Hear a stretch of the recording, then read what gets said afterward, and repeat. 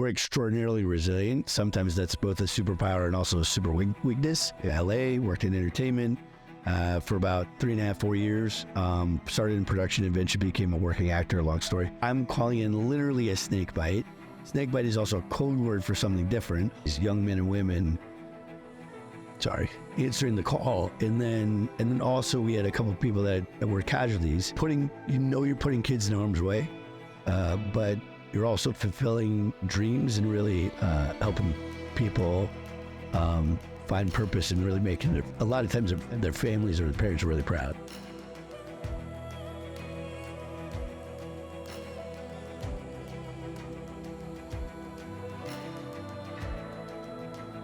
Welcome to Operation Onward. Today we're in the studio with Lieutenant Colonel, retired Army Green Beret, Purple Heart recipient, and founder of Owners in Honor, Patrick Flood. Patrick, welcome to the show. Welcome. Yeah, thanks for having me. Thanks for being here. Yeah, thank you. Appreciate it. Thank you. So I kind of wanted to start with, one of the things we like to focus on the show, and we'll talk about your transition out of active service a little later, but we love to highlight our partners and benefits and resources that are available to the veteran community as they transition out of the military, because it's never an easy transition. Military doesn't make it easy for us, and we almost immediately feel like we're on our own trying to figure it out. Owners in Honor is doing some amazing things for the veteran community and really changing lives and setting people up for success, and was maybe hoping you could tell us a bit about Owners in Honor and what you're doing and how the veteran community can take advantage of that. Yeah, I'd love to. So what we do in a simple context is that we help veterans buy, grow, or sell existing businesses. The way that we do it is through education, advisory services, and then building out a community. What we had seen as sort of the initial problem statement that we were trying to address was that there were people that were going out and buying businesses. There were people that were potentially buying franchises or different things of that nature. But it's typically a person only buys one business if you're an individual business owner, and it's a really steep learning curve. And there's a lot of potential problems that go along with it if you don't know vetted advisors, good people to work with. And there's a lot of, not to be overly hyperbolic, but there's a lot of predators within the space that are going to take advantage of people. And so what was happening, I saw, is that the main people that were being facilitated in the space by other veteran nonprofits that we work with as well was really the folks that were sort of the top 1% that maybe could have done it on their own, had a vetted network already, maybe had access to capital already. A lot of them were academy graduates and had gone to, a top 10 business school. And so what I came from a background in the military where I served, both in the reserves. I was an ROTC student. And I realized that most of the commissioning source, as an example, for the United States military comes not from the academies, but actually comes from ROTC and then the OCS or direct commissioning sources. And so from that, it's that if you're looking at, first the problem of mitigating risk for the folks, the veterans that are in this process already, the three factors that tend to lead to a poor acquisition of a business or something that fails or becomes non-profitable in the first 3 to 5 years, one of which is a poor acquisition. Usually, actually, when you start drilling down to it, it has a lot to do with the veteran not knowing themselves or a person not knowing themselves. They're not really speaking to their family. They're buying into a small business. It is a family endeavor. So the number one reason for loan foreclosures or emergency liquidations for businesses in the first 3 years is actually divorce. And if you can mitigate that through making sure that someone gets education before they go and look for something, they have a very clear target. They understand their ability to get capital. They understand their personal financial plans. So they understand. So as you know, there's no personal financial planning for anybody when they're getting out of the military. So you kind of have the resources, you have the money, but you don't necessarily have a 10-year plan. You don't have anyone to connect to. There's no vetted resources. And so from that, then you don't know what size business you need to buy based on how much money you need to make. More often than not, a transition organization will transition you out based on your value that you can add to a company. And so what's your market value as an independent contributor, and then pursue a company that'll pay you that market value, which is exactly the right thing to do if you're looking for a job. When you're looking for a business, you're looking for how do you actually create the capital required to be able to do the same sort of thing and pay yourself. And there's a lot of complexity that could be added if you buy something that's too big. So that's one way, right? So how do you mitigate the acquisition? So one, you provide them education. Two, you give them a coach, or we call them a search and acquisition director that helps them quarterback through the process. So they have someone to talk to when they're looking at a letter of intent or a SIM from a business. So they understand the financial information. Because again, it may be the first time they've ever seen it. And instead of them having to learn through every single acquisition, they're taking somebody who's done this thousands of times as their quarterback. And it's I'm a Green Beret. It's a very Green Beret approach. Like, we don't send our partners out to the target after doing a bunch of dry fire and flat range stuff and say, hey, good luck. And if only 10% of you come back, we're just going to train more people. Like, we're like, no, that'd be a really bad day for us and our partners. And so we want to make sure that everyone returns back from the target. In order to do that, we typically go with them the first time, show them the first time, do it with them the second time. Third time, we observe them. And then the last time, we really provide them support wherever they need it. So Owners and Honors really built the same way. So second reason is inexperience to run the business. And inexperience a lot of times is equated into actual opportunity costs. So what does inexperience mean, really, when you really neck it down? And so when you look at it, it's really your inability, because of lack of experience, to identify a problem, get a service provider, vet a service provider, provide a solution, and then be able to mitigate the solution in order to increase profits or mitigate any loss. So if you have a brand new business owner who maybe has leadership experience but not necessarily technical expertise, then you have a large opportunity cost. And that's why a lot of businesses after acquisition go through something called the J curve, where you drop off in revenue for the first 3 years and then you start gaining revenue after you do a lot of learning. A way to mitigate it, not the only way, but a way to mitigate that is to be able to get a vetted pool of advisors and a small business advisor to be able to, again, work along with the business owner. They've been through this hundreds of times themselves, and they can work in with the veteran and coach the veteran to be able to look at problems, help work the solutions with them, ideally even bring in the former owner to be able to solve some of the problems, because a lot of times the former owner will have been aware of them, but they just weren't able to solve them, or, it was not in their best interest before they exited.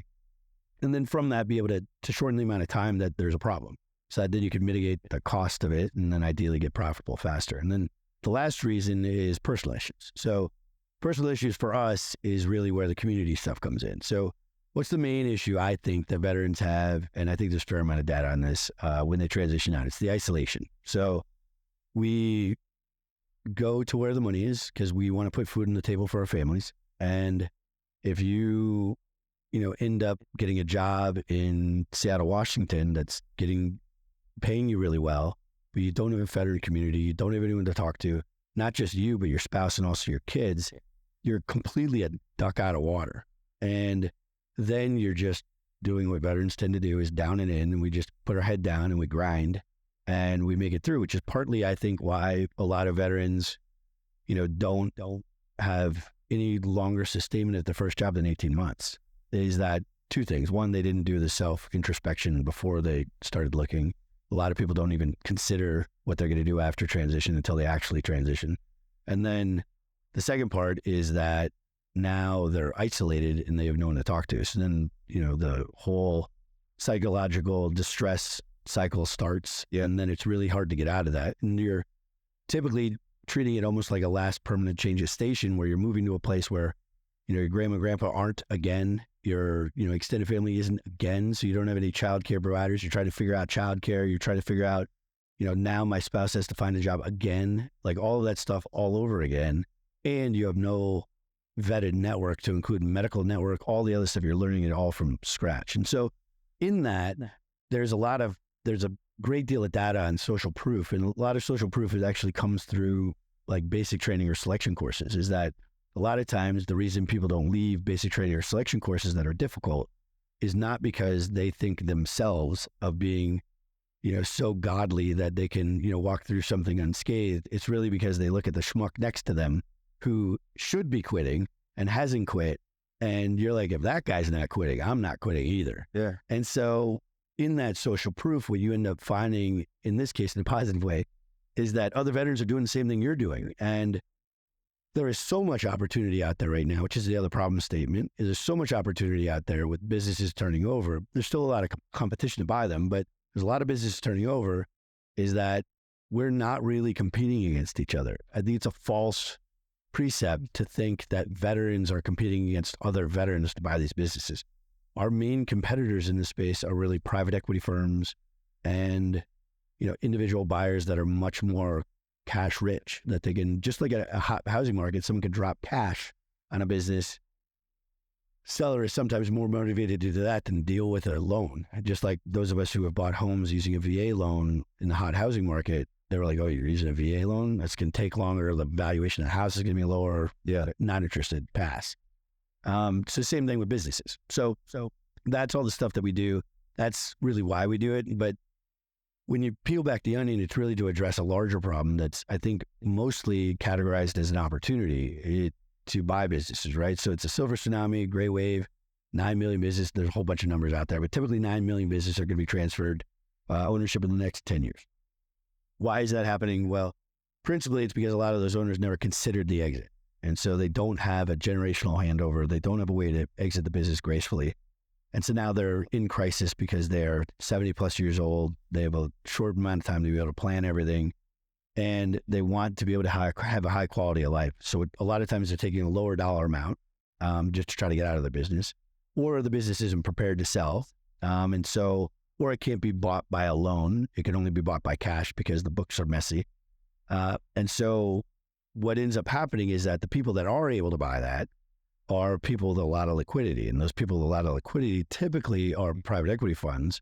And not to draw the exact parallel, but very similar to what happened in the housing market, is that if you have an aggregation or consolidation of all of these businesses, it's just basic laws, supply and demand. Prices are going to go up, price controls are going to be put in place.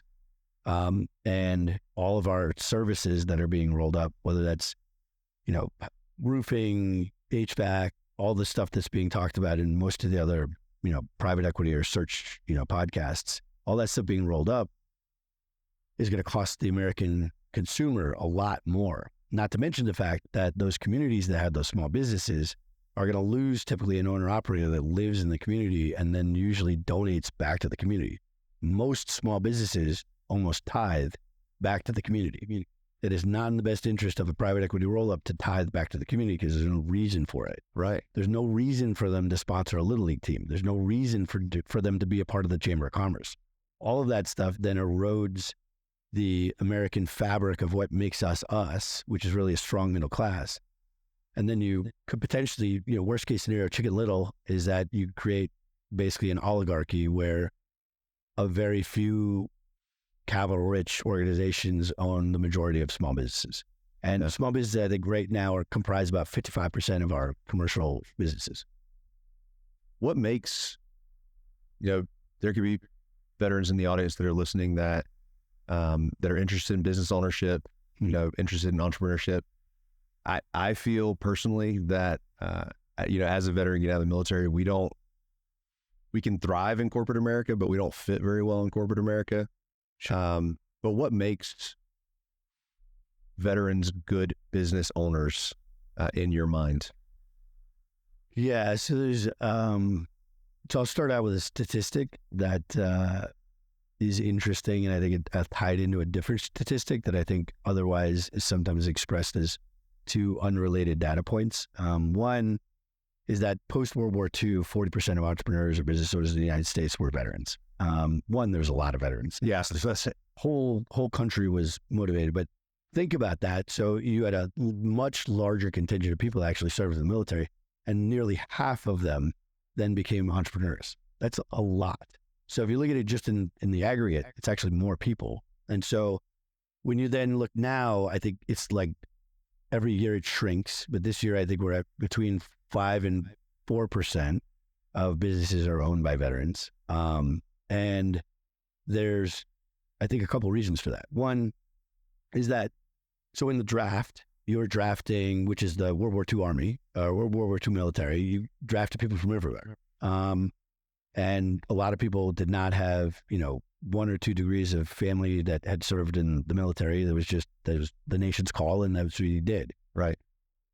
And so you have a bigger cross-section of the entire United States that ends up having the capability of being able to do something. Not to mention the fact that most communities at that point were made up of small businesses. There were very few gigantic corporations. Those were typically, the steel, oil, like stuff like that. And so now you have many more larger corporations, but then also you have although there's still a vibrant small business environment, service members join the military because someone else they knew joined the military. Like over 80% of service members have someone 1, 2 degrees away from them that served in the military. So if you think about it, that entrepreneurs are kind of the same way. So most entrepreneurs are entrepreneurs because they could trace it to someone either in their direct lineage or someone who's 1 or 2 degrees away from them. They give them a good example of what an entrepreneur looked like and why it's not necessarily scary. Veteran families or people that are joining the military now are less likely to actually have been entrepreneurs. So now you have a sampling of people that are narrowing even more to the fact that they have a bias of even knowledge against it because their parents came from a W-2 background. They then joined the Army. They have a W-2 background, so just a regular paycheck. They understand, investments, 401k, TSP for us. They understand that stuff, getting a paycheck. They understand taxes and how taxes are withdrawn. Social Security is withdrawn from your paycheck. They don't understand the difference between that and business ownership, mostly. And so you can either say, big wave and be like, well, it's just kind of the way it is and we'll just have to figure that out. Or I look at it as a former battalion commander and recruiting battalion as a way for us to complete the circle of retention and recruitment. So one of the big selling points we had in Los Angeles was that we created something called the Partnership for Youth Success, these opportunities within companies for people to come back home. So their parents, who were the biggest obstacle for them joining the military, didn't feel like we were taking their kids away, which is their main objection. And so for us, we were like, no, we actually want them to come back in a very selfish way to Los Angeles because I would rather have 30,000 recruiters who are all service members who have a great service experience than 300 dudes that half of them are here detailed and they don't want to be here anyway. And I would much rather have a kid from Inglewood recruit another kid from Inglewood because he had a great experience in a way that is real because it's customer service experience than me trying to convince somebody who has no understanding or baseline of what it is that I'm even trying to convince them of. So in that, I believe that part of the reason that the reason that we're set up the way we are to do the principal education for stuff is that I think that there needs to be a lot of basic education around this that takes a lot of the mystery out of it. So there's a lot of acronyms, there's a lot of banking terms, transaction terms, M&A terms that get thrown around. And I think some of it's with the intent of gatekeeping because it makes you sound like you're the smartest dude in the room and the other people can't do it. I can tell you this. So I have one grandfather who served in the Army Air Corps, didn't attend college, bought and ran a business, the oil distribution company, founded in 1931 until I think he sold it eventually to my uncle in like the 90s. So ran it for 60 years. So he didn't need to be an MBA student that went to Harvard or Booth or somewhere else. My other grandfather was a dentist, so that's a little bit different, but bought his own dentist practice and then practiced as a dentist. He was a dentist in the Navy as well. And then my father, who was a corpsman and then went to PA school, eventually bought his own business primarily because he wanted to be his own boss and had worked as a W-2 person. And so this goes back to like what makes veterans, I think, uniquely qualified for this. That was a really long way around to answer this question. But what makes veterans uniquely qualified is that veterans, so I talked about it recently, is that veterans are inherently curious. So we are always taking over someone else's mess, typically, or what we at least perceive as a mess at first, right? And then we start getting grace to people after we've done it a couple of times. You're like, okay, dude had like 10 priorities, only got to 2 of them. I totally get it. There were a bunch of intervening variables. He just didn't have, or he or she didn't have enough time to get around to actually solving that stuff. Right. And as a good exiting leader, you're like, hey, man, here are the things that I thought I was going to be doing. Here's the things that I actually did. And here are the things that I think we still need to get after. And that's a good leader who's actually stewarding a company, or stewarding, company in the sense of military unit, but also company in sense of enterprise. And then the other part is that they're courageous. So and when I say courageous, I don't mean that they're willing to take that they're heroic. They're like heroic, but they understand risk. They understand risk mitigation, and they understand mitigating risk to an acceptable level, and then being able to stand up and do what's right in a time that, like we've talked about before, maybe there's just the lesser of two evils to really choose from. And so we're used to that, because that's a lot of our choices that end up happening is ethical decision making that happens on a real-time basis for a lot of our careers. And then the other thing is that they're coachable. So that's a huge factor. If you talk to your typical, any of the brokers that we're connected to, banks, et cetera, like the biggest problem that they have is when people are coming to them ready to buy something, capital ready, have their statement, they're so certain of themselves that they don't take the coaching because the bank wants to get them across the line. The broker wants to get them across the line. The seller doesn't know them, and they're maybe having a one-time life event, so they're a little bit cynical about the whole process. But generally speaking, most of the people are on your side trying to make sure this happens. And if you are so certain that you have all the answers and you're uncoachable, you're going to potentially lose a deal, because people are going to be like, I don't think this guy is listening to us. I don't think there's a way to do it. Similarly speaking, is that we are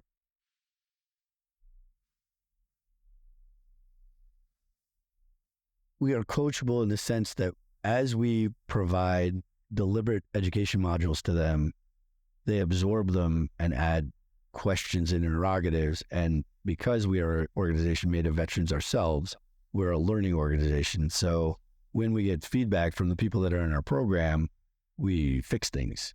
And that's what's great about, love that. Even though we're a startup, what's great about us is that as a veteran startup, we are aggressively learning to try to mitigate our risk because our risk is inherently theirs, as much as possible. And we've been really fortunate in developing a lot of partners. We have the 3 biggest banks, SBA providers in the country.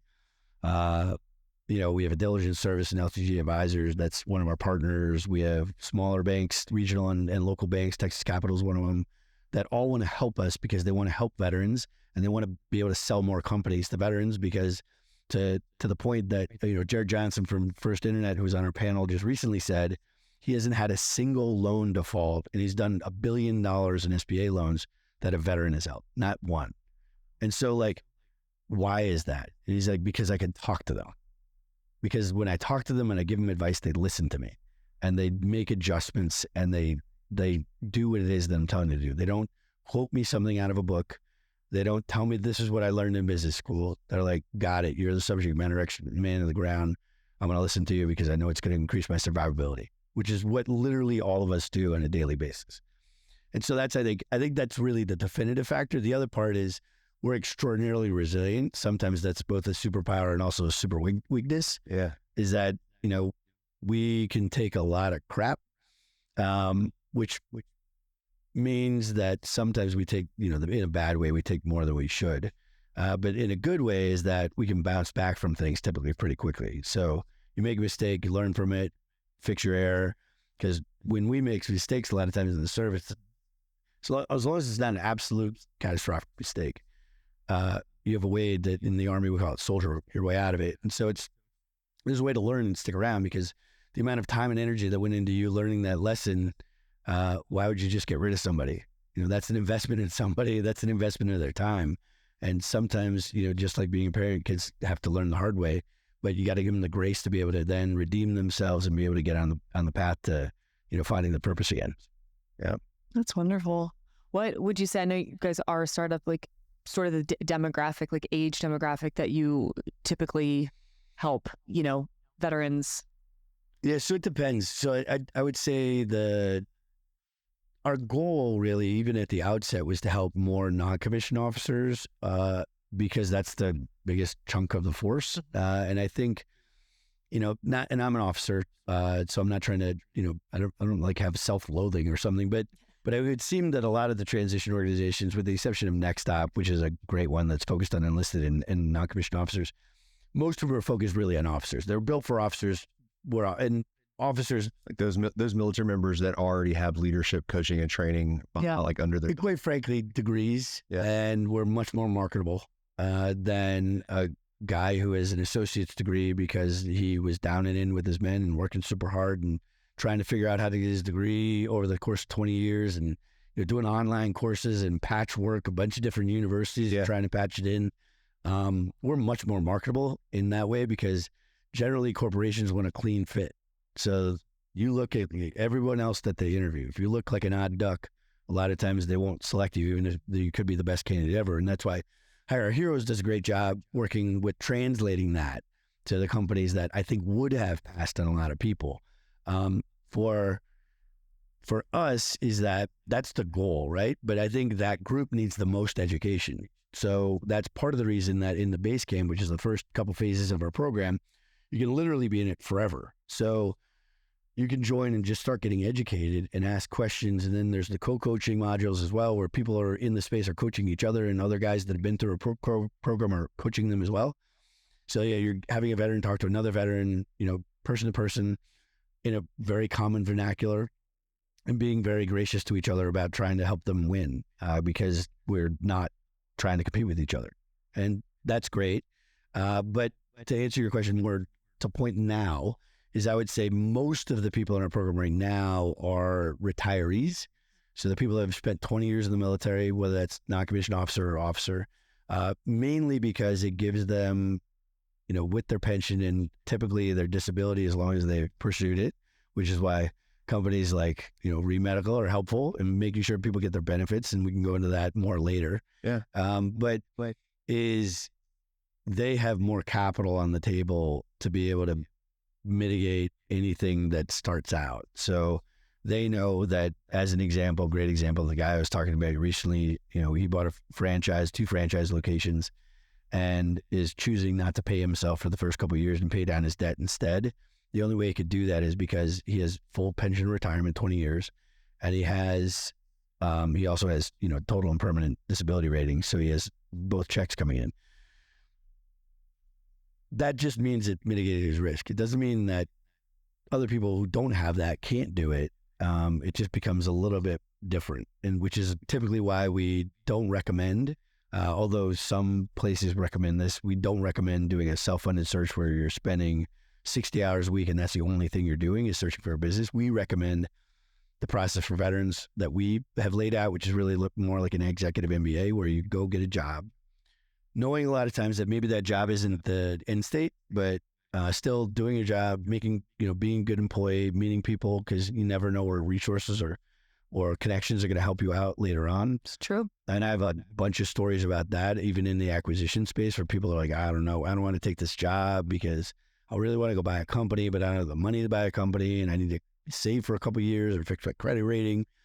And then we walk them through it, and we're like, well, you're working for this water treatment company. The water treatment company has this many vendors with this many companies that own the vendors. And of those vendors, how many are owned by veterans? And you're going to learn all that stuff. And then not only can you, and eventually what happened is that it didn't work through us, but he worked directly and ended up doing a stock share transfer with a guy who owned one of those companies, and ended up buying the guy's company because he worked in a company that he thought was not going to be his end state. Yeah. But it's the understanding, but that all comes from him having the path to understand what he wanted to do in 10 years. Because if he didn't understand what he wanted to do in 10 years, he wouldn't have ever asked those questions. And then for us, it's really coaching them into helping them understand that. But we're not the find your why people. That's really those other transition organizations. We are okay, now that you've found your why, which is entrepreneurship, now we want to make sure you're in the right place. Is it acquisition entrepreneurship that we should stand in? Then stick with us. If it's not, then we're going to refer you out to one of those other organizations that help startups. Yeah, I want to I want to spend some time talking about your military experience and career, but I did have a question on that. And one, that was a great call out. So ReMedical is the sponsor of Operation Onward and really makes this platform possible, and is helping us grow that. They work with veterans to help provide evidence and efficiency and expertise on navigating the VA process and getting that disability. It's a huge, a lot of veterans don't realize it's not just the financial gain, but like you said, that financial gain allows and opens up opportunities for ownership. But for veterans that may not be in that place, and it's just kind of a personal question I had, are there benefits and resources for veterans who want to own a business, want to get into entrepreneurship, may not be financially where they need to be to do that? Are there benefits, where people invest in veteran business ownership, provide that capital? Yeah, so there's a couple organizations that we're actually partnered with. Typically, those are private equity funds. So it's either a search fund. So a great one would be DVG Capital. They're out of Houston. Another one is Black Powder Capital or Black Powder Investments. They're in Florida. A couple other ones where what they're looking for are really veteran operators. So you typically don't get necessarily equity in the company, but you're getting a great job. You're getting directly transferable skills to then, if you do want to be an entrepreneur yourself in the future. And in the meantime, those are companies that are run mainly by veterans. And so there's other opportunities out there. There's also larger private equity funds that are low middle market private equity funds run by veterans, like LDR Growth, that typically looks for veteran operators as well. Sometimes there's a veteran buyout opportunity where then the veteran over time can earn equity into the company that they're running and actually own it. But there's different paradigms to be able to do that. And that's when we do our talks at typically universities. We do it at about 18 universities a year. We talk about really the three main ways to acquisition, and other than winning the lottery and suddenly having a lot of liquidity, is number one is, I'll go through in risk paradigm. So least risky is to be able to work as a, either an operating partner, general manager for someone like Apex Service Partners or whatever, learn directly transferable skills, get paid, work at a good company with other veterans, and then from that, take your expertise and be able to either look for an opportunity that's maybe hopefully not a competitor to whatever you just worked. But ultimately, you're putting money in your pocket. You're also learning directly transferable skills. That's sometimes even better than going to business school, mostly better than going to business school. Second way is franchise. So franchise is an interesting way. It's a lower dollar amount typically to enter. You don't need quite as much liquidity in order to be able to start one or to buy one. We recommend resales more than franchise expansion based on risk. And then that's what's nice about that is you get a playbook. You typically get resources to support you, whether it's marketing, whether that's advisors, business advisors, et cetera, et cetera. You, however, you go from being a W-2 employee, basically from being a general manager. Now you have the kind of mixture of you're an owner, but you have a big, you have a bureaucratic organization that could be, over you, telling you kind of what to do, which some people aren't psyched about because they really wanted to be running their own ship. And then lastly, which is more risky, is the independent venture. And that you typically have to have a little bit more capital availability.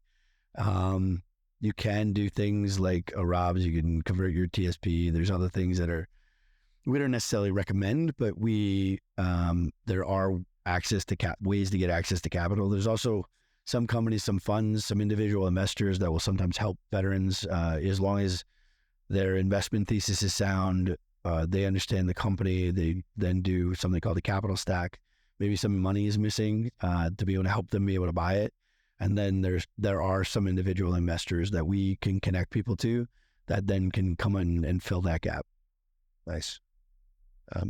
So kind of rewinding a bit, you spent 26 years in the military, Green Beret commander, retired lieutenant colonel. What led you to that career? Like, where'd you grow up? What was life like? And what made that decision? You already kind of went over, like, you're from a military family. Yeah. But what made that decision to make that your first career? That inspiration, yeah. Yeah, I would say it's relatively topical, but is that it's an immigrant story, really. So I'm Irish. Both families are Irish. Both my mom's family and my dad's family are Irish.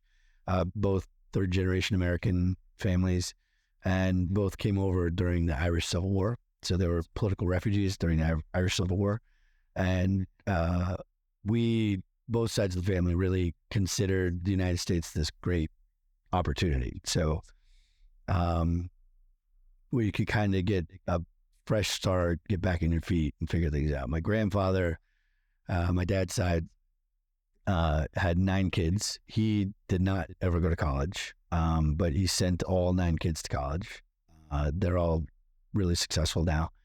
And it's just growing up in that, I always felt a tremendous amount of patriotism toward a country, that would give, the huddled masses sort of concept a second chance. And so that's a big part of it. And I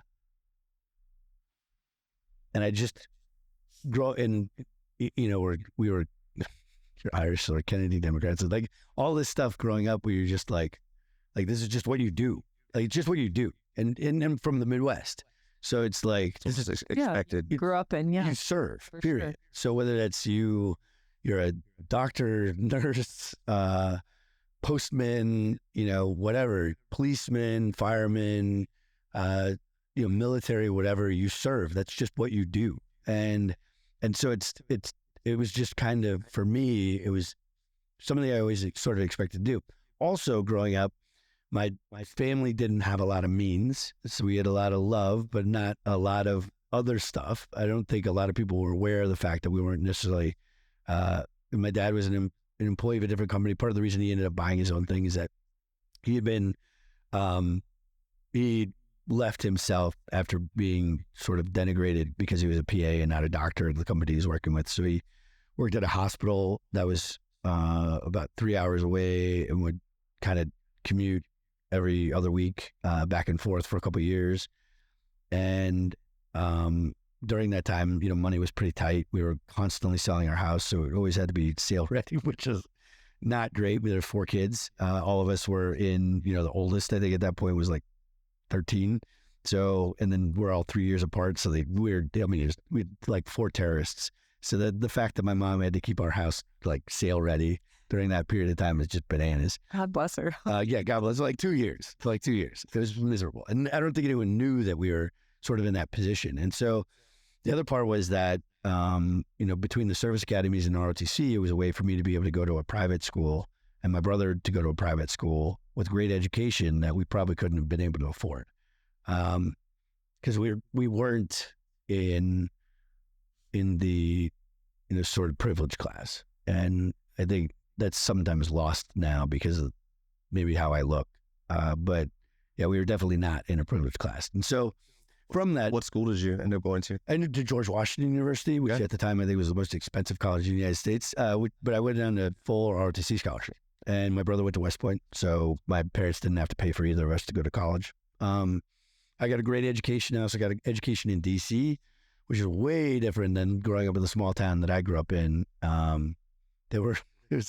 My dad would joke that where I grew up was ethnically diverse in the sense that there were both Danes, Swedes, and Norwegians, and then we were the minority as Catholics.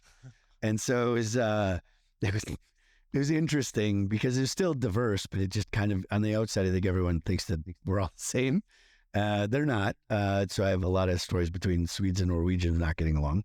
And then, so I went to college in DC and, met, Black Americans, Jewish Americans. It's a highly Jewish school. I only knew one Jewish person, I think, before that, who was an uncle by marriage.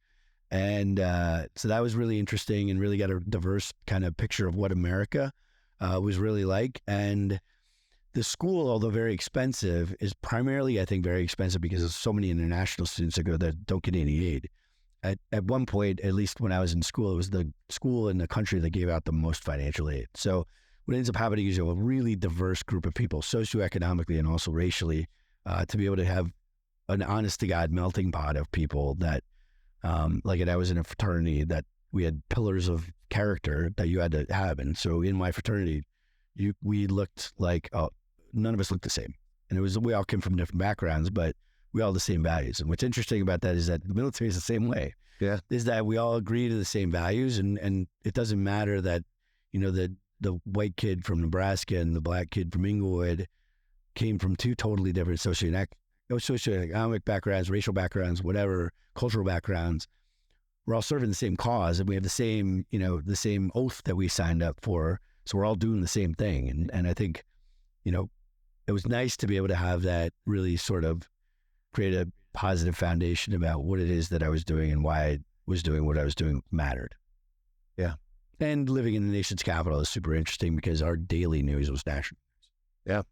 What year did you commission? Trying to figure out how old I am. I commissioned in 1990. Because you look young as hell, man. No. Yeah, I appreciate that. Flattery to get you everywhere. Look like you did 26 years. Yeah, so I graduated in 1996. I got commissioned in 1996. And the Army did a gigantor downsize at that time. It was the second big downsizing during the second term of President Kuhn's presidency, I think. And so I was an armor officer, got my first choice, ended up going to the reserves instead. There were no reserve armor units. So I ended up in the individual ready reserve. I was an English major. Because I was planning on going to the Army and then to law school. But as an English major, I was not exactly direct career ready. So thankfully, I'd interned at a political think tank for a year when I was a senior, and then got a job there, worked there for a year, and then ended up moving out to LA, worked in entertainment for about 3.5, 4 years. Started in production, eventually became a working actor, long story.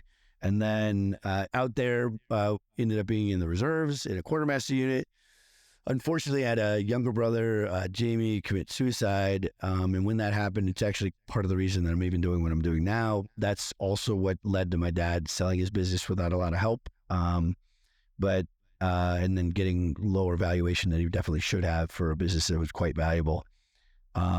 Is I was doing well, actually. I was paying all my bills acting and just didn't feel fulfilled, as happens, I think, to a lot of people, veterans, when they transition out. And so I wanted to do something where I felt like I was serving with a purpose. And the Army had a voluntary recall program. It was 2000. So I had a choice of either being an intel officer or a signal officer. I came back in as a signal officer, got my MACOM, which is Major Command, and then also my post of choice. So I chose USASOC, which is United States Army Special Operations Command, right? And then Fort Bragg, because I wanted to jump out of planes. And so I was like, oh, this is great. And then got assigned to my unit on January 15th, 2001. I had a 12-month contract, and it could have been renewed for another 12 months, but I was supposed to be out of the Army. Or I was 9 months into a 12-month contract, rather, when 9/11 happened.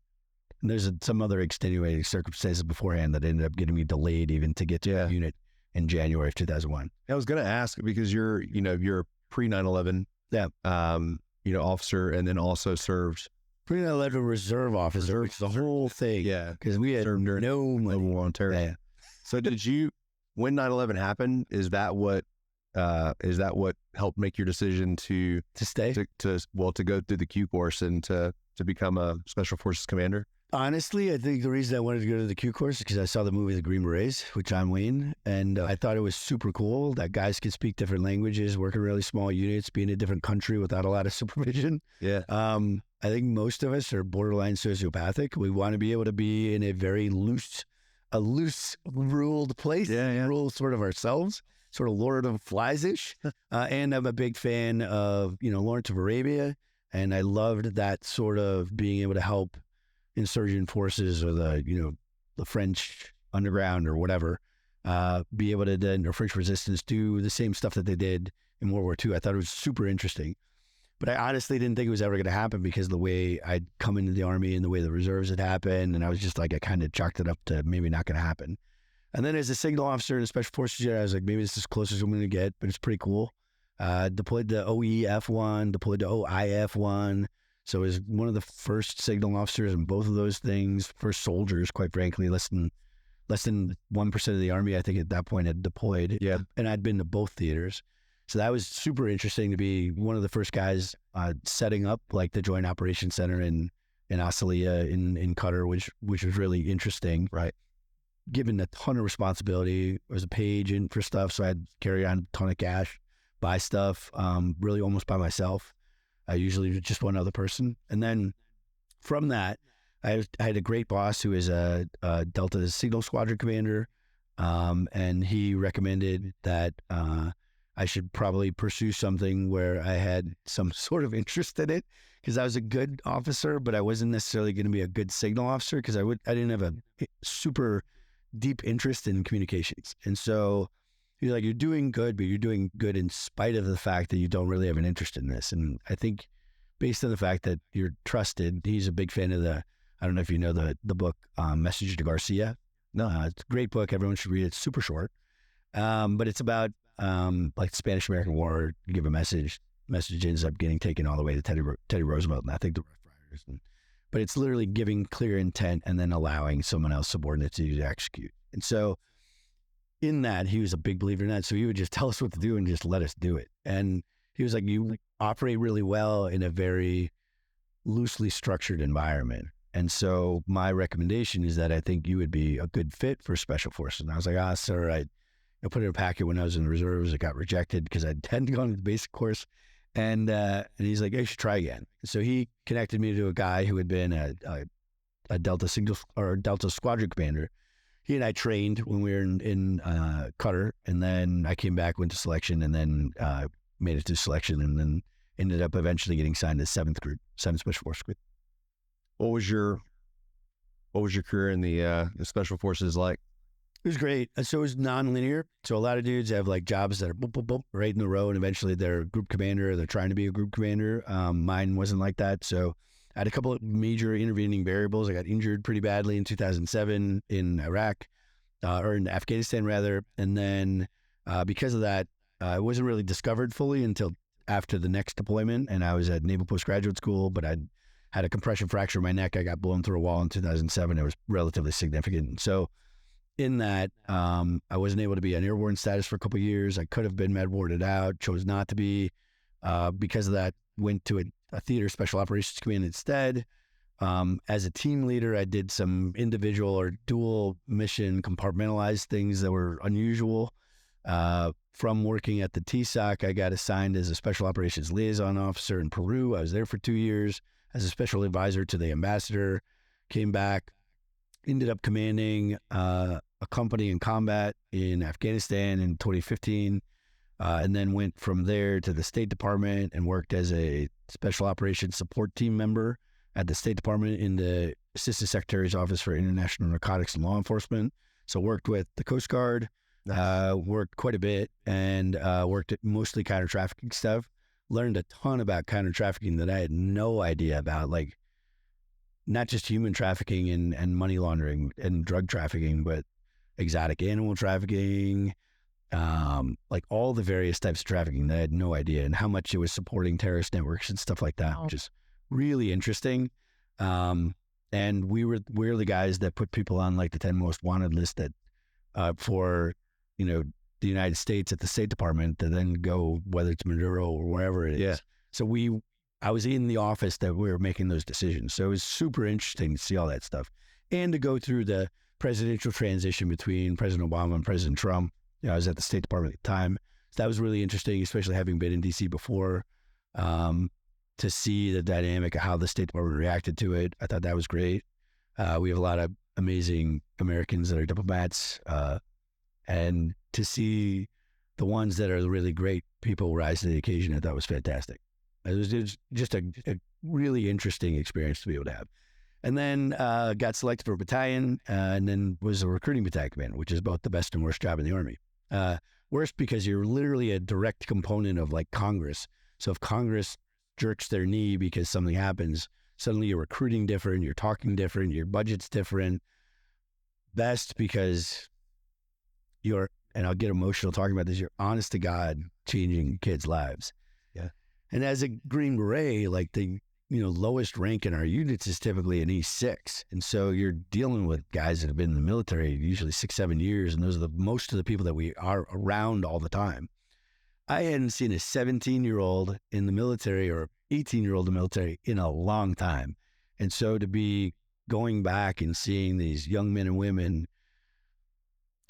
answering the call. And then also we had a couple of people that were casualties that had come through my recruiting battalion, but not when I was the recruiting battalion commander, but for us to then do, the honor guard for their funerals and stuff like that. I think it was just tremendous. And it's still to this day, it's like you're putting, you're putting kids in harm's way, but you're also fulfilling dreams and really helping people find purpose and really making a lot of times their families or their parents are really proud. So it's just amazing to see, I can't help but envision these parents when they're, coming back from basic training. We'd have like a reunion thing, and it'd be like just the change in the kid and the just the emotions coming out of the parents. To this day, it still affects me. And of course, then I was like, battalion commander, super stoic. So it's probably all this that stuck inside of me that's coming out, just leaking out of me now. Yeah, that is emotional though. But it's fantastic because you're like powerful. I don't know, you're like, this is America, and especially it's in Los Angeles where everyone dumps everyone sort of in one category of they're all just a bunch of woke liberal, whatever. But Los Angeles is really rural, and so the county is, and so we recruited in the LA County and Ventura County. And yeah, there is an aspect of politicization, I think, of recruiting. But the beautiful thing is that those families don't care. They really don't.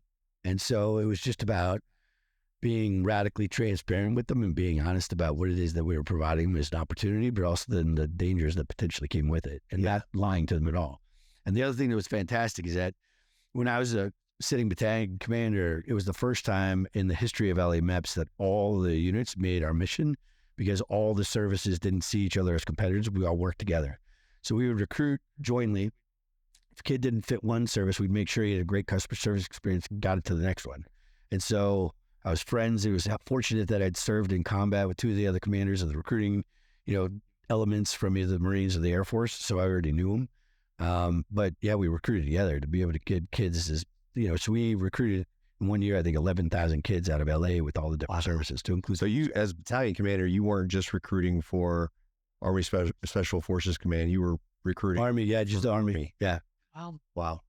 But Army Special Forces officers typically do a really good job at that because we are highly community oriented and we are used to talking to key stakeholders. So we're used to talking to mayors, stuff like that. So I did in my first couple of months, I had a meeting with the mayor, the superintendent of LAUSD, all the key stakeholders, because that's what we do. I was used to talking to, secretaries of foreign affairs and the ambassador and on a one-on-one basis constantly. So we're not afraid of that. And we just go do it. And everyone's capable of doing it. But I think a lot of times you're afraid of the risk versus reward of potentially misspeaking. But more often than not, we would approach it as how do we build a dual value proposition that we need this, what do you need, and how can we help you? And it was great. We built community service hours for the kids so that then they had community service hours to be able to apply to colleges better. That's one of the things that they needed in LAUSD. It was a way for our recruiters to be able to meet the kids on a one-on-one basis, not wearing their uniforms. So typically their families would come too, so you could see real human beings interacting with actual real human beings instead of just across the desk in a recruiting office where it feels very salesy. And so that was great. It was honest to God, real, transparent stuff. And then we had fires at one point in Thousand Oaks. That was pretty bad. And we had a great organization in Sports Academy in Thousand Oaks that set their whole facility. So it was Mamba. I think it was Mamba Sports Academy at the time. Kobe Bryant was part. But our recruiters up in Thousand Oaks stepped up and helped the community. And they did not have a problem recruiting after that because it was just what we do. And it was fantastic. It was real. We weren't selling someone something. It was just, this is what we are. Speaking of Mamba, you have a pretty amazing story about, you got bit by a cobra. Allegedly. Yeah. We want to hear Oh, that. you're in. Can you share that story with us? Yeah. So 2007, it was a rough year for for my mom. So I got blown up twice and bit by a cobra. My brother got shot in the chest in Iraq. My brother and I got blown through a wall. My brother got shot in the chest in Iraq, I think 3 or 4 days apart from each other. Oh my gosh. So not an awesome week and also year for my mom. But later on, after I think during the summer, we were doing an Operation MARSOC, or Marine Special Operations Command, had companies at the time. They're not structured that way now, but they had a whole big element. So that we were supporting them. We were their SIF leader, Special Forces Liaison element. So we were doing an operation. They were the assault force. We were the support force with our Afghan partners. We ended up taking mortar fire, heard through our interpreters. We were intercepting their communications. We could hear that every time that their spotter was keying the mic, we could hear our vehicles. So we were like, okay, their spotter's close enough that we could hear the rumble of our diesel vehicles. The assaulters stayed in the assault line. They were ready to go. They hit a mine. We started getting mortar fire directed on us. And then, that was back the other way around. But then we dismounted the Special Forces guys and our Afghans. And we went into the wadis or the crevasses or trenches, essentially, on either side of us. On our side, we had a trench line that was manned by a PKM team. So they fired at us. We eliminated the team. I jumped into the trench line to get cover, and I was on the radio because I was a ground force commander. So I was calling in, both the troops in contact, but also for close air support. And I was walking down some, under nods in VGs. It looks like Star Wars in this trench line because our tracers are hitting the walls. Their tracers are hitting the walls, are bouncing everywhere. And I was walking down the trench line and my ankle suddenly hurt, like sharp pain. I was like, oh, maybe I got shot. So I reached down. No blood. I was like, okay. Because I didn't know what being shot felt like. So I was like, maybe I didn't get shot. So all right, maybe it's nothing. Could have been a rock chip, could have been anything, right? So I keep walking, still on the radio. Like, ooh, that burns. It's really burning. So then I feel down again. I still don't feel anything, but we had just medevaced a guy like the prior week for a scorpion bite. So I was like, oh, maybe a scorpion bit me. So that sucks. But at the end of the day, I've never gone into anaphylaxis because of bee bites or anything. So I probably going to be fine. It's just going to hurt. It's going to suck. Kept walking. I was like, ooh, now it's up beyond my ankle. It's like starting to affect the lower part of my calf. And now I can't feel my foot. I was like, oh man. And at this point now, because I'm like not paying attention to where everyone else is assaulting forward, it's me and my Terp, who's like 120-pound Afghan. I have 80 pounds of equipment on me with my rifle and all the other stuff. I weigh 200 pounds. And I was like, oh God, like my guys are 75 meters in front of me. I'm in this trench line. The vehicles are 150 meters behind me, but up a trench. And I was like, and I don't think I could keep walking. If I keep walking in the trench to get my guys, they're going to have to carry me out of here. So I was like, all right. So I let the guys know. I was like, hey, I'm going to head back to the vehicles. I think I got bit by a bug, and the Terp came with me. So he and I were going, and I was like, hey, I'm having a hard time walking. He's super worried, and he was like, hey, sir, what do you need? And I was like, look, I'm going to turn on my strobe, and I'm going to break a couple IR chem lights, put them on my gear. If I fall down and I can't keep walking, don't wait. Go get help because you're not going to be able to carry me. And I don't want to leave all my stuff here. So go get help. And that's typically the way we train them to do anyway, because they can't carry us out of anything. So I was like, oh, go get help. Thankfully, so mainly because of his encouragement for me not to stop because he was terrified. Yeah. Is that, I was way more worried about him at this point than me. Make our way back to the vehicles and sit in the vehicles. One of the medics comes up, Chuck Maxwell, awesome dude. He's a doctor now in Fayetteville. And so he takes off my boot, looks at me, and he's like, hey, sir, you didn't get bit by a bug. You got bit by a snake. And I was like, oh, so now what? And he goes, well, two different things. And so we're having a regular conversation. Mortars are falling, gunfire everywhere. And I was like, all right, so what's the difference? And it's weird because like all time slowed down. And I was like super calm. I'm like, all right, so what's the difference? He goes, well, if it's a hemotoxin and we put on a tourniquet, or we either put on a tourniquet or not. And I was like, hey, what's the difference? He goes, if it's a hemotoxin, we put on a tourniquet. you're potentially going to have necrosis. You're going to lose everything below the tourniquet. So you're going to lose your lower leg. And I was like, okay.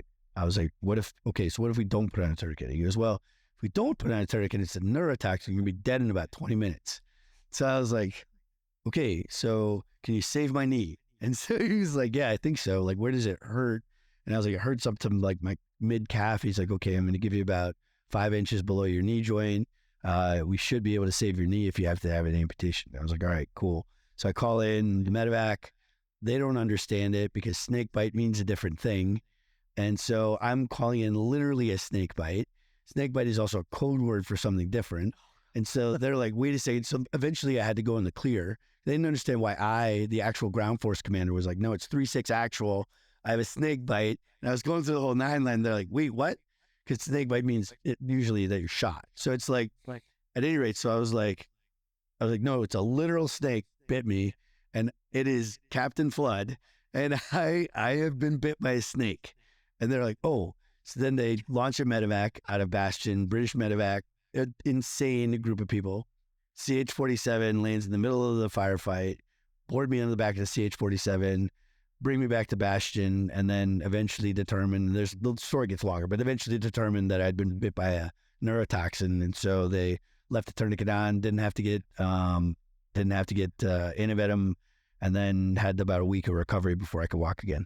Wow. That's insane. Yeah. And then checked myself out of the hospital and had my guys come pick me up because other guys got shot up and they needed the beds, which is also probably an SF thing to do, but not maybe the smartest. That's pretty John Wayne. That's pretty John Wayne. So I get back to work. I don't care if I can't feel my foot. Oh.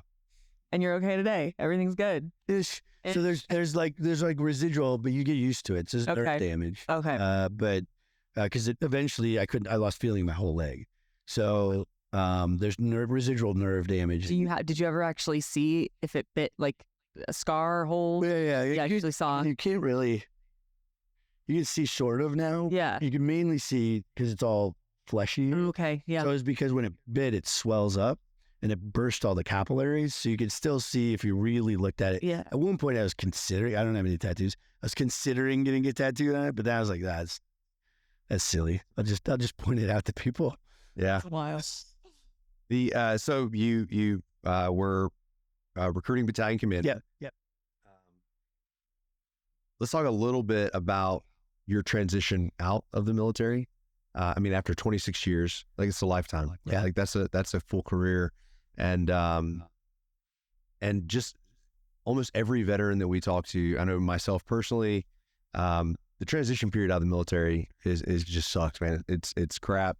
The military trauma bonds us together. We're forced into a community. Yep. We leave the day after. You can no longer put on your uniform and you're isolated, right? What was your transition out of the military like? And maybe the question being, why do you think that transition, combat veterans, non-combat veterans, it's always a hard transition. So like, why do you think that is? I mean, there's a couple of different things. So I think the transition itself, I think some of it is that like we have finite amount of resources. Is at the end of the day, I think the biggest problem is that it's really difficult if you're senior to just take the amount of time that you're really allowed according to regulation to be able to transition. It's right. Just it gnaws at you so much as someone who's responsible for those other human beings that your mind can't focus on the future. You're doing something selfish. Yeah. And so that's really hard. And it's almost like you kind of wish that there was some sort of limbo unit that you could become a part of, that you weren't in charge of anything and you were just in charge of you, so that you didn't have that, well, I got to go to this TAP briefing, or I got to go to whatever. You're doing that stuff instead of doing things that add to your battalion or unit, whatever it happens to be. The other thing for me specifically is that I retired out of recruiting command. So there wasn't a major post near me with the exception of Fort Irwin. So I had to go all the way up to Fort Irwin and no one knew me. I didn't know the post. I'd never spent any time there. So I was basically like a private trying to figure things out. Everyone's treated equally. It's not like you get special treatment just because you're an officer. And then it feels very much like you're kind of hitting a lot of things that have been mandated by Congress that you have to go through. But because the people that are teaching it, and they're great people that are teaching it, but regulations changed, great examples. So I'm a Purple Heart recipient, as we mentioned. I should have been able to, because there's a waiver for a Purple Heart recipient to transfer the post-9/11 GI Bill benefits. I should have been able to transfer it to my son. And when I inquired about it, I was told that I couldn't because I needed 18 months of retention and I was obviously getting out. And so I was like, oh, that's too bad. They were not aware that there had been a waiver for Purple Heart recipients and didn't know that I had a Purple Heart. So I didn't know, they didn't know, but now there's no way for me to fix it. So there's legislation that I think is up on a hill that's trying to fix it, but that just seems crazy to me. Yeah. So I was eligible. I didn't know about it. Therefore, I didn't volunteer into it. There's no way to verify a negative that they didn't have the training or they didn't know. I didn't record my TAP session. So there's no way for me to prove that I was told what I was told. But it's not right. And that happens a lot. And I think, I think the TAP program, I think, is better than it used to be. But there's so many resources that you don't know exist while you're serving. And then you get out and you suddenly have this flood of resources. You don't know what's a paid resource, what's non-paid resource, what do you actually need? And a lot of times you don't realize what you need until you start feeling the pain of things that you missed. And you're like, man, I wish I had X, Y, Z. And then you're talking to a friend. Like there's a great organization called Catch a Lift. That's a nonprofit that helps veterans get connected to like a workout community essentially, and then helps them get a membership to a gym, because being fit is part of kind of our ethos, but it's also something that's good for your psychology. But I didn't know about it. I found out about it after I'd been out for 3 years, I think, from a different friend who was in it. There's no like master sheet that validates or sorts through or grades veteran nonprofits. And so like for veterans, there's like the general charity navigator stuff, but there's not like this veteran one source for nonprofits. So you don't know what you're eligible for. There's no AI enabled system that says, hey, I think I'm going to need these things. What are the best organizations for it? There's AI that kind of does it, but some of the stuff is so fragmented, it's difficult to really figure that out. And then the other part of it is that you go from, and I've talked about this before, but I think the thing psychologically that's the biggest heartache is that in the service, no matter what service it is, the amount of unconditional love that you feel for your fellow service members is almost unparalleled in any part of the rest of your life, except for maybe a child or a spouse. And you get it from everyone. Yeah. Like they'll give you a really hard time sometimes. And there's a lot of people that I don't necessarily enjoy being around, but I know that they would die for me. I hear that all the time. It's like, man, I hated that guy, but I'd freaking die for him. Yeah. You know? Like I wouldn't, like there are guys that I would like to punch in the face, but at the same time, I would 100% drag them out of a firefight at the risk of my own life. Like not in a million years would I allow. It's like policing up your own family. Like there are families that I'm like, man, I can talk, crap about my brother, but you talk crap about my brother, I'm going to knock your block off. Yeah. And so it's the same thing. Everyone feels that way.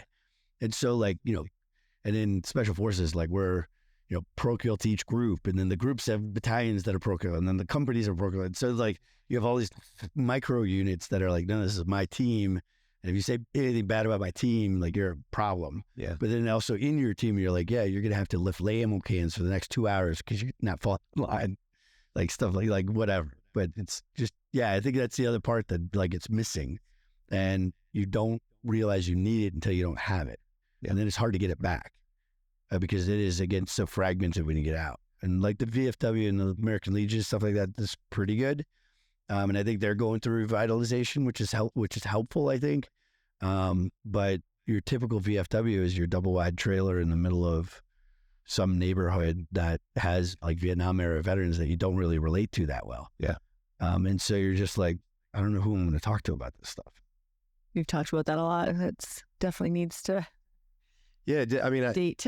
but I think that's like, there are so many resources out there for the veteran community that are transitioning out. Absolutely. But I think the starting point is getting beyond the self-isolation. And I think it's an immediate knee-jerk reaction when you transition out. You're going to self-isolate, right? And because no one understands, no one gets it. There's no camaraderie, like you mentioned. But I think you don't want to be that. I think a lot of us don't want to be, because especially if you've been in the military for a long time, you don't want to be the guy who gets to the new unit constantly talk about your last unit. Yeah. Well, in my last unit, we did it this way: just shut up and do push-ups. So it's like we feel that way. I think we bring it to the civilian realm, and it's true. We don't want to be like, well, in the military, this is the way we did it. Yeah. And a lot of times in the military, the way we did it was better, but they don't want to hear that because you have zero job experience. Yeah. So they're like, why are you going to tell me how to do this? You've never worked at this company before. Like, how do you even have the credibility to say that? And I think also it's the lack of understanding of the employer side of what the military actually does, which is a big part of like Army recruiting. That's what we do. We bring people in, or employers be like, this is what we actually do. Like, oh, I had no idea you guys did education programs. Yeah. Like it's common. And I don't want to look down on people who don't understand it, but it's because they don't have any family members who are in the military. And every year it's smaller and smaller, the number of people that have someone in their family that served in the military. Yeah. So I think that's a big part of it. And then for me, I did the Honor Foundation and the Special Operators Transition Foundation as transition foundations. They're both for special operators. One is they're laid out differently. And so I took advantage of both. It was great. I had the opportunity to see my brother not do anything. And I think have a really, everything worked out. But he was not happy. He was pretty annoyed that he was, I think, very underemployed when he first got out. And, he'd been the J-35 at SOCOM and managed $1 billion+ budget. And people were like, yeah, I literally Bob Iger told his hiring director to hire him for Disney. And she said, he doesn't have any transferable experience. See, that's such a huge roadblock for the veteran community as well, is we're not taught how to communicate and translate our experience into the civilian sector, right? Like, there are so many qualifications, and we talked about it earlier with veteran ownership, business ownership, so many things that make veterans, perfect for roles in corporate America, but we're not taught how to translate it, and there are great foundations out there that help with that. And, but I'd like to kind of close with, and it's something we do with all of our guests, but you have so much experience.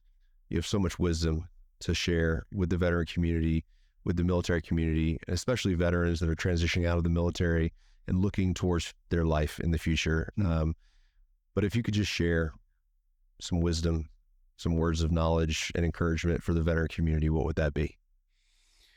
Yeah, I think that, so there's a couple of different things that they talk about in the Honor Foundation specifically that I think are great tools. I don't know if they created it, if they borrowed it from someone, or if it's some other larger coaching context, but there's two concepts that I am a huge fan of, and I think they just encapsulate it well. I think we kind of think about it, but we don't really have words for it. One is the cup of coffee concept. So as you're going through like this transition organization, you have to do 50 cups of coffee. And like I think I said before, like after the first 12, you kind of run out of friends and family to have cups of coffee with. So you started having to be creative. And it's in those creative conversations, I think, of people that aren't necessarily directly related to you, that you find opportunity and actually start building network and camaraderie with people that maybe you didn't think that you would have an opportunity with. And it helps you tell your story a little bit more about what it is that you want to do. Helps you be decisive, because a lot of people do want to help. They just don't know how, and they don't know what you want. So they don't want to help you the wrong way. The other part is to send the elevator back down. So there's a lot of guys who get out, suffer, spend a lot of blood, treasure, and sweat trying to become successful, and then do become successful. And then they don't send the elevator back down. They don't say, hey, I'm going to make this journey that was so difficult for me easier for the next guy. I think it's a moral imperative for us to lend a hand up, be on the ladder a rung up, but hand up to the next group that are coming to make their climb that much easier. And I think if we made a more deliberate effort to do that, I think that people would, one, feel less isolated. They would have to deny the help versus look for the help. And then I think we would have a much cleaner pathway to feeling like, hey, when I get out, I'm not going to be all by myself trying to figure this stuff out. I love that. The latter analogy is huge. I'm a big believer in mentorship, but always looking to find someone to be mentored by, while at the same time looking to share that knowledge and that wisdom with someone that is heading up that ladder, right? Yeah. So it's almost the analogy of, you're being held up while at the same time you're pulling Exactly. your brother and sister. That's huge. Yeah. Nick, how veterans that are interested, one last time in business ownership, and want to explore Owners in Honor and get involved, what's the best way to get involved in your organization, your program, and contact Owners in Honor? Yeah, it sounds boring, but go to our website, www.ownersinhonor.org, or I'm on LinkedIn. It's my actual name, so Patrick Flood. It might be Patrick Michael Flood, but I look like this. And I do maybe 20 cups of coffee a week, I bet, because I went to the Honor Foundation. So usually it's something that the alumni will do for people that are going through it anyway. But I can't help everyone with everything. Like, I explain to people, I only do, like, the organization only does one thing. We don't do everything entrepreneur wise, but something that I like being known as is a guy who knows a guy. So like, I listen to someone, am curious about their story, genuinely curious. And then I'm like, okay, I can't help you, but I know a guy who can, or I know a woman who can, or I know a resource for you that maybe you're not aware of, or are you aware of this, or are you already in touch with this person? And then you do the soft intro with them to then be able to help them build a bridge to the next person, instead of just being like, well, this is on the website, why don't you check that out? Like, do the work. It takes an additional, sometimes 30 seconds, and maybe you have to write an email, but the difference it makes in another human's life is so great. And the relief, I think, on the other end of it as a recipient, because I received some of that, is it makes you feel so much better. And especially if you're trying to explain a lot of this stuff to your spouse or your family, you're like, look, I'm not in this alone. I got these other people that are actually trying to help me. Then they feel, because a lot of times the spouses, I think, don't know how the hell to help us. Yeah. And so they're like, I didn't understand what you did for a job. I just knew you're gone a lot. Now you're transitioning. I have no idea how to help you. Yeah. And a lot of times we struggle with communicating the help that we need to our spouses. Yeah. Because I think, and go back to the love thing, I think it's a lot of times it's hard for us to express the fact that we missed the love. Like, I feel like I went through the worst breakup ever. Yeah. And it just, or, I'm now a widower and I don't feel good about it. And because it maybe makes it feel sometimes, especially to a spouse, that you had this long-term affair, with the United States military. And it's like, but kind of, yeah, like I do what they tell me to do. I don't have a lot of choice. I a lot of times my spouse or family has to be also kind of doing what the army or military tells me to do. And then they just break up with me. Yeah. And you're like, oh, that feels empty and awful. But you all this stuff that you do when you serve, and all the things that you do for the country, and the service members that you work with and for, I think it's worth its weight in gold, I think, honestly. Heck yeah.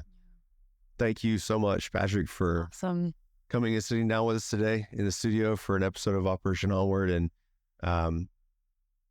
can't wait to share your story with the world, man.